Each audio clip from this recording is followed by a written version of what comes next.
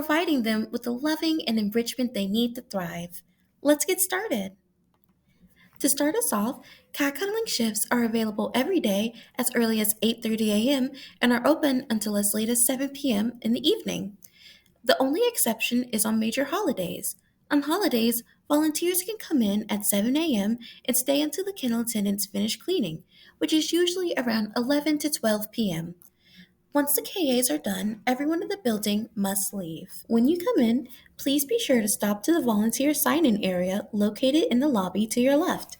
You would need to write your name, the date, the activity you're here to do, and your badge number. Badges can be found in the doghouse on the volunteer's sign in table. Simply lift the roof and grab a badge from inside. The number will be written on the badge in bold black numbers. A good practice to do while you're standing at the volunteer sign in table is to start your clock on the Better Impact app. It's important to log your hours on the app so your account doesn't have a chance of deactivation after 30 to 60 days of no activity. Simply click Start Clock on the top of the app and select the activity that you're here to do. After that, you're good to go. Now that we have our badge, we can head back to the volunteer lounge. When you first get into the lounge, please check the bulletin board or check in with the volunteer coordinator for any updates pertaining to volunteering.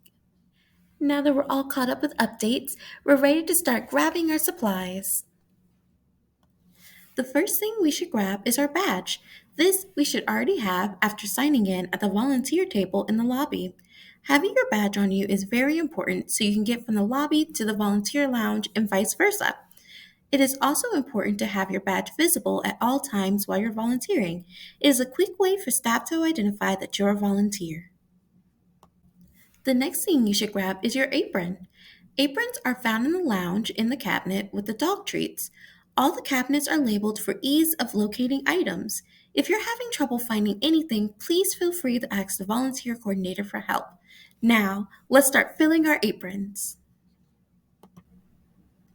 The most important thing to grab, treats. Treats can help shy cats come out of their shell and give them a nice tasty snack for interacting with a person. We have a variety of treats our volunteers to choose from as well. We have soft, crunchy, and pate treats, which seem to be a favorite amongst the majority of the cats. We ask that our volunteers use the small shaker containers to bring treats with them to the adoption floor. This will keep you from having tiny loose treats rolling around your apron. Toys are also a great tool to have as well. We get in a lot of playful cats, so they love playing with balls, laser pointers, catnip, and wand toys. Some toys can even be filled with treats so they can keep the fun going after you've moved on to another kitty. Please keep in mind that once you give a cat a toy or a treat, it must stay with that kitty. Please do not give a used toy or treat to a different cat outside of that cat's kennel. Great! Now that we have all of our supplies, we're ready to head to the adoption floor. To get to the adoption floor, you have to head back out to the lobby and walk down the long hallway. The adoption floor is usually unlocked, but if the door happens to be unlocked, just enter the code 153515 star. This will unlock the door for you. If you are having trouble, please ask for help at the front desk or ask the volunteer coordinator. Once you're on the adoption floor, the cat room will be on your right, directly across from the little critter room. There are signs in the rooms to help you know which one is which. We have 4 cat rooms in total. All the rooms are connected and go in one big circle. Before we dive into cuddling all the cute kitties on the floor, let's learn a little bit more about the kennels and the rooms that they're in. Starting with cat rooms A through C, we have our basic condos.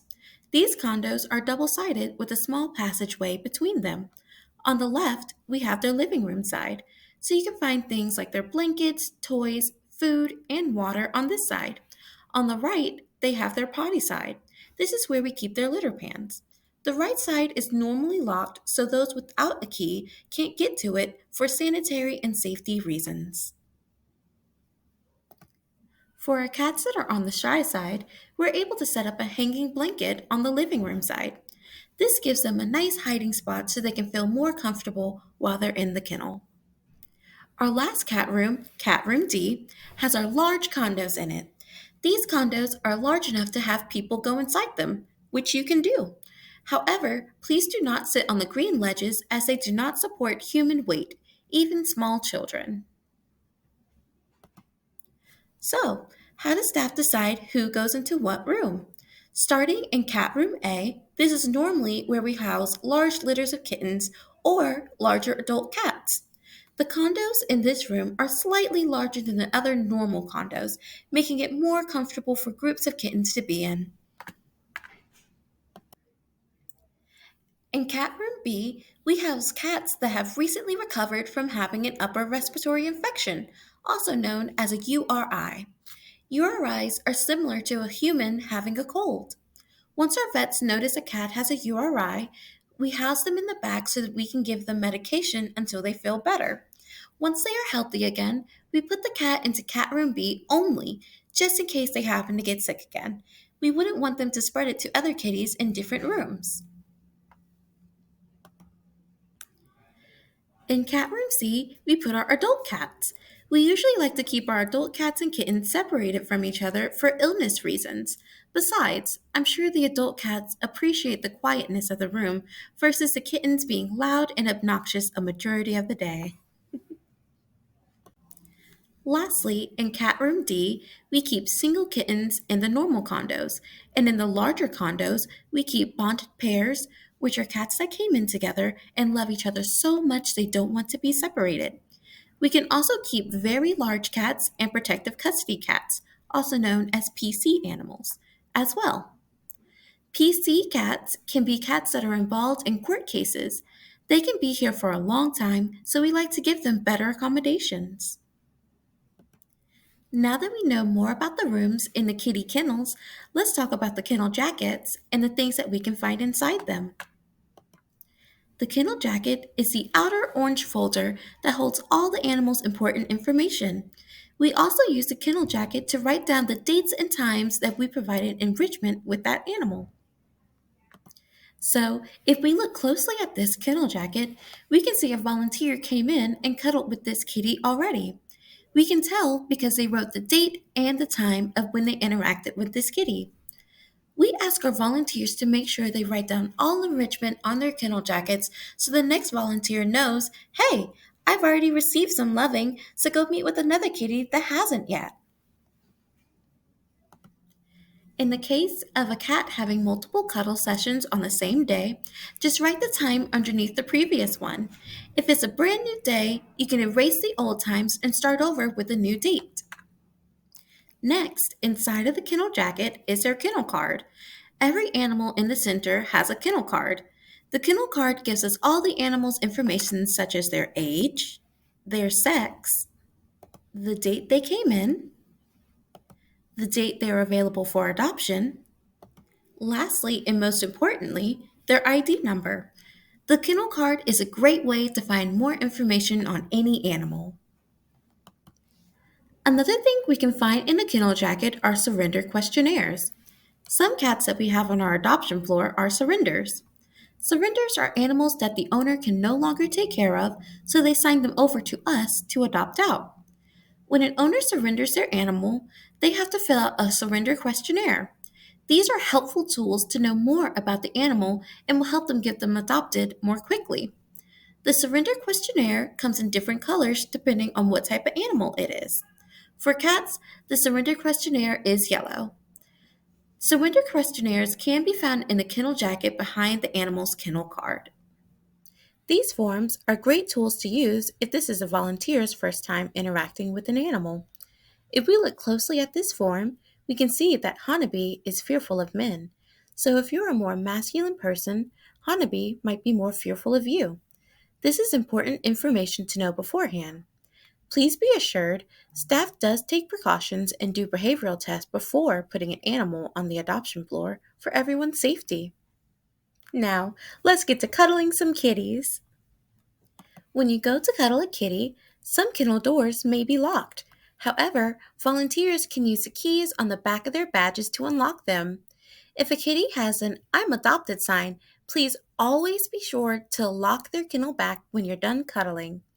We keep the adopted kitty's kennels locked so potential adopters have to move on to a different kitty who hasn't been adopted yet. We want to give all of our kitties a chance to be seen and interacted with. To open a kennel door, simply lift the white handle in the middle of the kennel. This should pop the door out. Let's watch this quick video to see how our volunteer opens the kennel door. When opening kennels, please be mindful of super excited kitties that may lean against the door, like Sesame is doing here. She is so excited for you to pet her that she almost pushed the door open and almost fell out. Thankfully, the volunteer saw and was able to catch her beforehand. This certainly didn't stop Sesame from wanting some loving, though. When meeting a new kitty to interact with, always offer your hand to them first to smell you. It's like a greeting. If they choose to let you pet them, you can do so, just like this volunteer did here. If they prefer you keep your distance, please leave some treats in their kennel and move on to the next kitty. Some kitties take longer to adjust to the shelter setting, so they may be a bit more shy and reserved at first. Slow and short interactions can help them come out of their shell over time.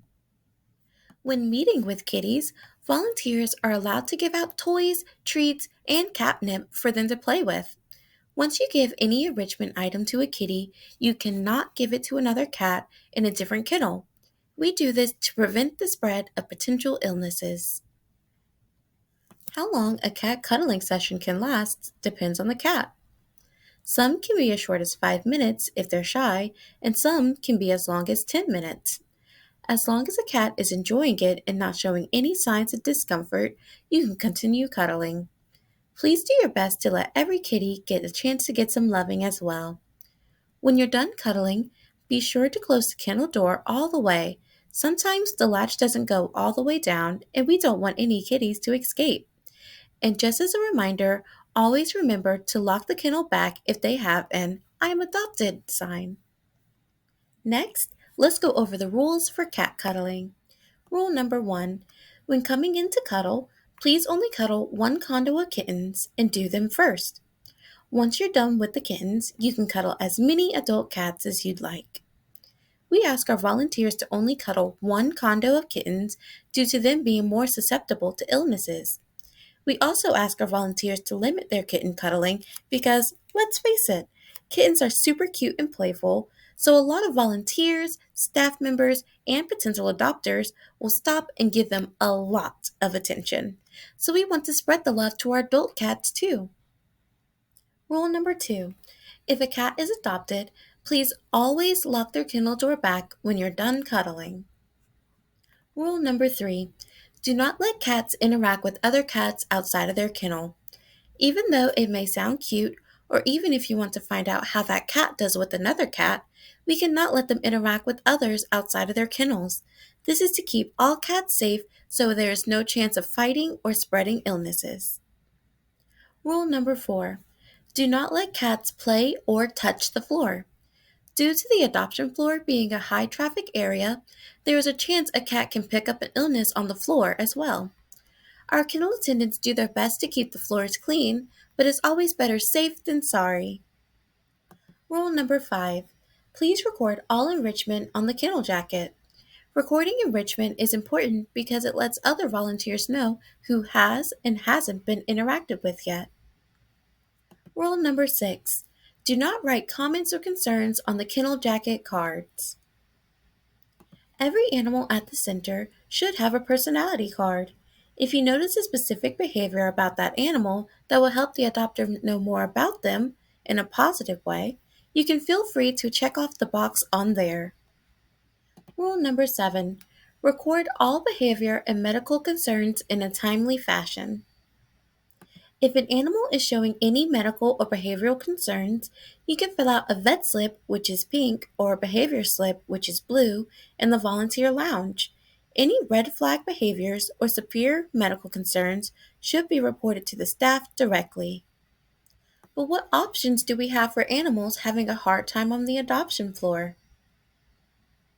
The first option is putting up a sign that says, "No visitors for today, I'm having a rough day." Everyone has bad days, and it's no different for the animals. Especially when they first come into the shelter, everything can be overwhelming. There's new people, new animals, and a new environment that they're just not used to. It may take them a couple of days to get settled, and we want to give them that time to adjust. The next option is to move the animal off the adoption floor and move them to the back area for staff to give them some extra TLC and enrichment. Number 3 is promoting them to our fosters. While they're in the back area getting that extra loving, our foster coordinator will work on finding a foster to take them into their homes. Some animals do better in a home environment, and the foster will be able to get to know them more personally so they can help the animal get adopted while outside the shelter. Our next option is to promote them to our rescue partners.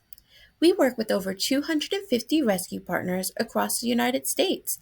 They're awesome because they can take animals that need a little extra attention for them to be able to thrive. We like to be transparent with our volunteers and let them know that the last option is euthanasia. We want to keep this as an absolute last resort for an animal. If an animal is extremely aggressive and we're not able to get them out to a rescue, then we are legally unable to rehome them due to them being a risk to the public.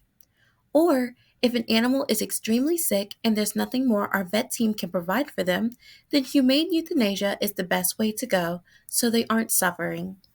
We try our best to keep this as the absolute last resort and do our best to provide what we can for all of the animals in our care.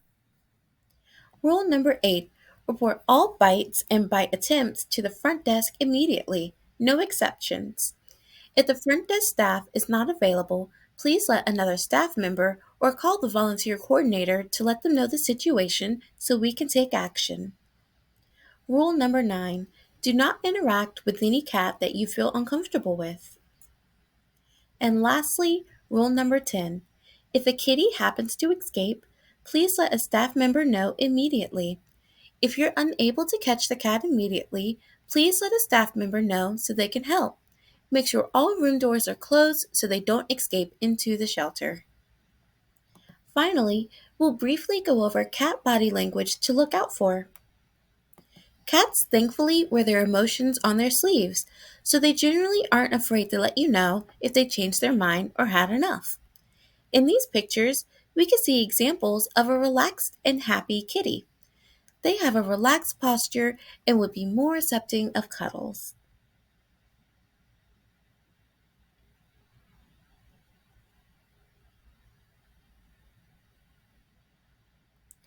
A general guideline to follow for anxious or frightened cats is to look for a stiff body with ears back and large pupils. Typically, the more pulled back and tight a cat is from you, the less comfortable they are with you and or the situation. In these pictures, we can see that cats have a more stiff posture, the ears are pointed down or back, and have large pupils because they're anxious or frightened. These are signs that they are not comfortable being around you, so you should back off and leave them be. We have more videos that go more in depth about reading a cat's posture. These are optional to watch, but they are very informative. You're all done with the online portion of the cat cuddling training video. Next, you can schedule your in-person training with a mentor. Always feel free to reach out to the volunteer coordinator if you have any questions.